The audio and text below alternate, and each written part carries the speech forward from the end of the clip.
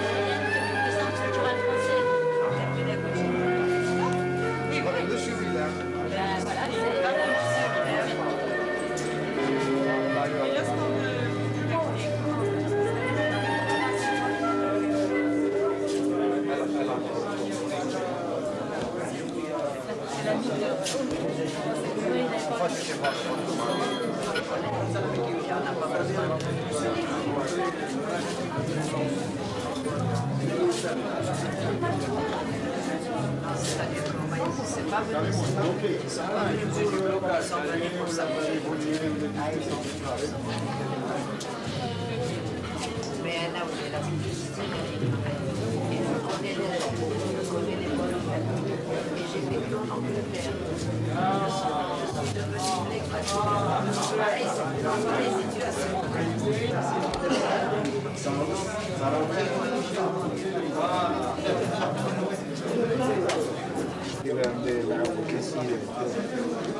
أنا بالبابور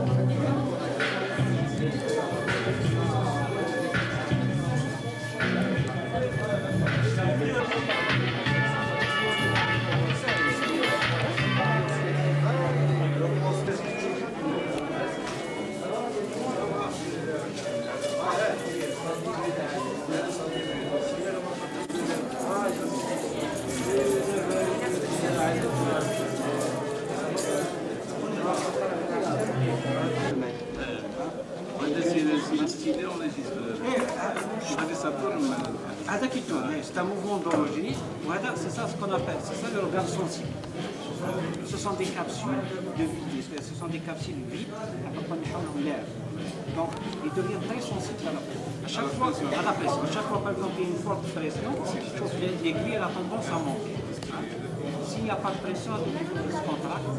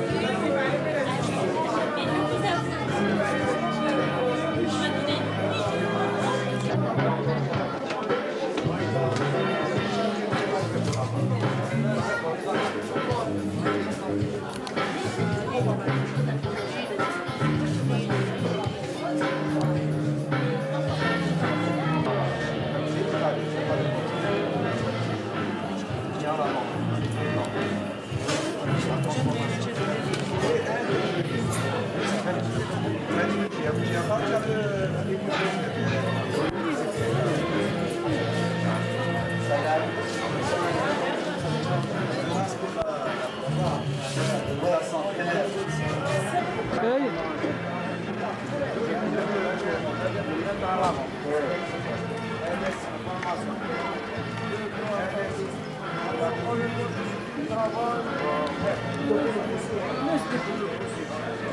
C'est comme ça. Déplissement.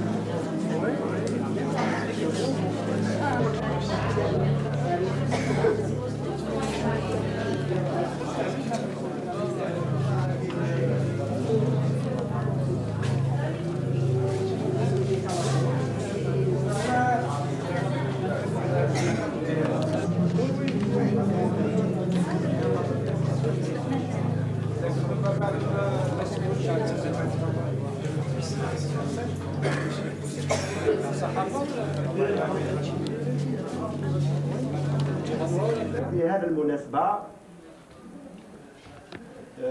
جبنا سيد شافع هو الشاف سونتر تاع لا ميتيو تاع الارصاد الجويه لا ميترولوجي اون الجيري ان بو ديستوريك والرول تاعها في لاغريكولتور لاندستري لي سيرفيس pour le développement continu, c'est une notion, ça a été retenu le sommet de Rio. C'est un principe qui lie l'environnement au développement. Sans environnement sain, on ne peut pas avoir un développement durable. Donc actuellement, on lie l'environnement au développement. C'est-à-dire l'harmonie entre l'économie, l'homme et la nature. Tout le monde actuellement ne dissocie pas l'écologie de la nature de l'homme. Ça va de soi. On ne peut pas travailler de l'industrie d'un côté et de l'autre côté de l'écologie. Il faut intégrer les concepts écologiques dans la notion de développement. Lorsqu'on crée une usine, il faut créer les instruments de déballastage, d'épuration, etc. Bon.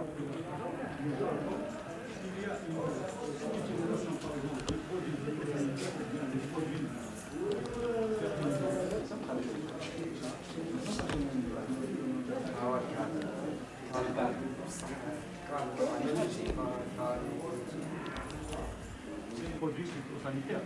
Bon, si on achète et on utilise à forte dose, à ce moment-là, on perd de l'argent déjà pour l'acheter et on pollue de l'autre côté. Donc ça, c'est une chose qui est très très bonne.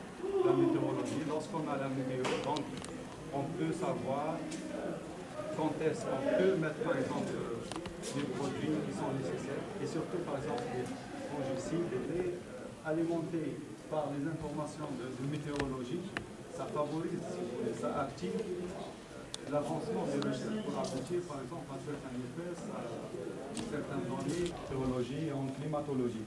Donc la météorologie est parmi les plus importants facteurs de développement durable, car une bonne prévision de météorologie égale une bonne prévision de production. Donc on aboutit, si vous voulez, à une équation. Donc s'il y a une bonne production, en se basant sur une bonne, si vous voulez, voilà, je suis parti de l'inverse, si on parle d'une bonne prévision météorologique, on va avoir une bonne production, si vous voulez. Allez. Je pense que tout ici est clair. Donc, si on ne connaît pas vraiment les ressources et ou bien la potentialité des ressources hydriques, en gardant les prévisions à l'œil, si vous voulez, les prévisions météorologiques, on ne peut pas faire avancer les choses, si vous voulez. Parce que si on a une réserve d'eau, par exemple dans les départs, les pays industrialisés développés, ne sont pas au service de tous les êtres vivants de la planète. Mon avis, c'est, il est évident, comme ça a été rappelé par le conférencier, que l'acte de décider doit s'appuyer sur un certain nombre d'informations météorologiques. Actuellement, tous les spécialistes souffrent justement du manque de ces données. Parce que pour prévoir, il faut travailler sur des séries statistiques relativement grandes. Alors qu'en Algérie, à ma connaissance, à part les données Seltzer, qui datent de la période coloniale et que peut-être elles sont un peu désuètes, je ne sais pas dans quelle mesure elles sont valables, et qui portent 25 ans, je ne connais pas de recueil récapitulatif qui soit édité par la météorologie nationale. Donc, pourtant, il existe, hein. Il y a des recueils. Il y a des atlas climatologiques qui donnent les 10 dernières années. Vous avez toutes les statistiques, température, humidité, vent, mais ça existe. À l'échelle de l'Algérie? Oui.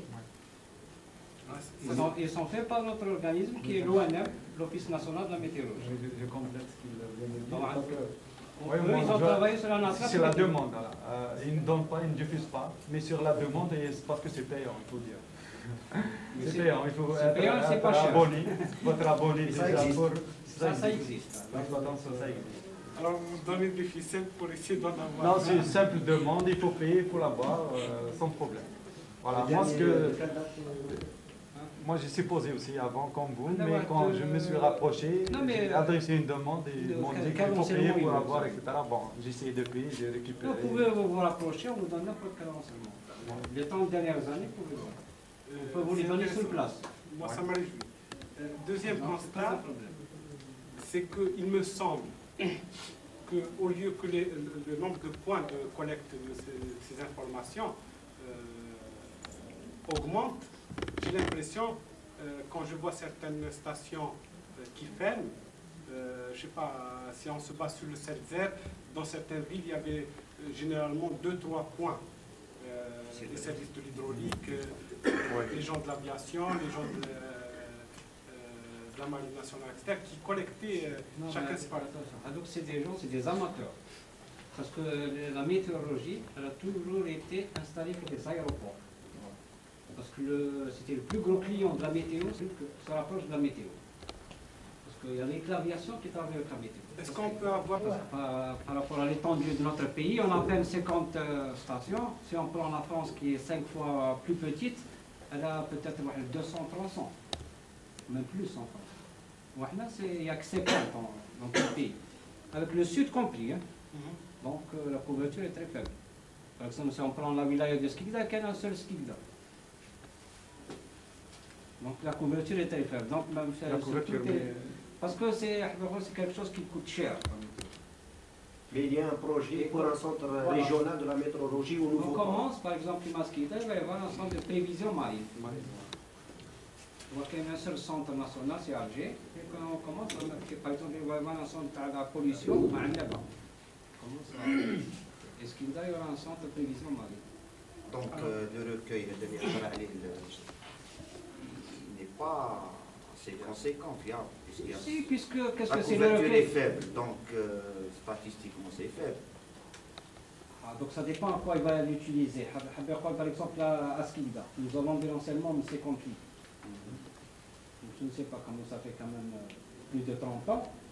Donc je pense que c'est quand même assez... Qu'est-ce que c'est le WAC? C'est des informations, ce sont des observations qui ont été prises.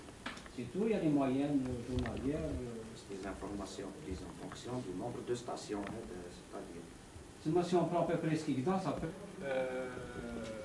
En matière d'utilisation d'eau et la rationalisation de son utilisation, il y a un certain nombre de techniques telles que le goutte à goutte, donc c'est pour l'utilisation agricole, qui sont des techniques disons nouvelles. Alors moi, je dirais que c'est un peu un certain scientisme qui fait que c'est des techniques qui sont utilisées par les médias, un peu gonflées par les médias. Parce que si on se base maintenant sur l'irrigation par l'aspersion, qui dans les années 70, c'était le top. Tout le monde parlait, tout le monde voulait en faire, et ça a été très développé, même en Algérie. Aujourd'hui, à quoi assistons-nous, notamment dans des régions de pointe dans ce domaine-là, en Californie, tout le monde retourne vers les irrigations de surface, parce qu'elles ne sont justement pas utilisatrices d'énergie. Alors que les irrigations comme l'aspersion, comme le goutte à goutte, utilisent beaucoup d'énergie. Et dans le domaine du goutte à goutte, dans notre pays, ça appelle un certain nombre de compétences. Au niveau de l'agriculteur, et comme on a plutôt des paysans que des agriculteurs, c'est difficile de laisser à l'opinion publique espérer que le goutte à goutte puisse, à une grande échelle, représenter une solution d'avenir. Et cette, disons, ce malentendu sur ces types de techniques font que ça a une répercussion même au niveau de la recherche. Si on consulte le nombre de recherches en agronomie, on s'aperçoit que tout le monde fait des recherches sur le goutte à goutte, etc. Alors que pour essayer de rationaliser, d'optimaliser les irrigations traditionnelles à l'arrêt avec des écoulements donc, simples, passifs, personne ne se... Enfin, peu de gens s'en préoccupent. Je remercie, je suis entièrement d'accord, seulement on ne suit pas les médias, ce qu'ils racontent, goutte à goutte, etc. Donc, c'est une technique qui est connue, oui, depuis plusieurs années, pas plusieurs décennies, mais depuis plusieurs années. Je suis entièrement d'accord. Seulement, si, lorsqu'on, par exemple, on a traité, on a soulevé, si vous voulez, le point, c'est que c'est pour limiter, si vous voulez, le gaspillage, si on peut dire, c'est un gaspillage. Pourquoi? Parce que normalement, il faut le biologiste, l'agriculteur et d'autres techniciens qui, si vous voulez, conseillent à l'utilisation de certaines techniques, ça c'est sûr. Mais pour dire que actuellement l'Algérie n'a pas beaucoup de techniciens, d'ingénieurs, etc., d'agronomes, moi je dis qu'il y a un pléthore. Il y a certainement beaucoup de paysans qui travaillent, si vous voulez, l'agriculture, mais il y a beaucoup d'agriculteurs agronomes, si vous voulez, qui chôment. S'ils tendent la main, il y a, si vous voulez, une complémentarité, je pense que c'est une bonne solution. Mais lorsque on dit que la goutte à goutte, si vous voulez, l'irrigation par goutte à goutte, ça demande d'une énergie, ça demande des efforts, si vous voulez, techniques, de connaissances si vous voulez, de base pour pouvoir arriver à l'objectif. Je pense que c'est vrai, mais il reste encore à développer d'autres techniques. Peut-être l'actualiser, certaines techniques traditionnelles qui ne demandent pas assez d'efforts, etc. Et ça donne des bons résultats. Mais seulement, c'est qu'on met en exergue, en relief, que la quantité d'eau qu'il y a, il faut la gérer, si vous voulez. Il faut...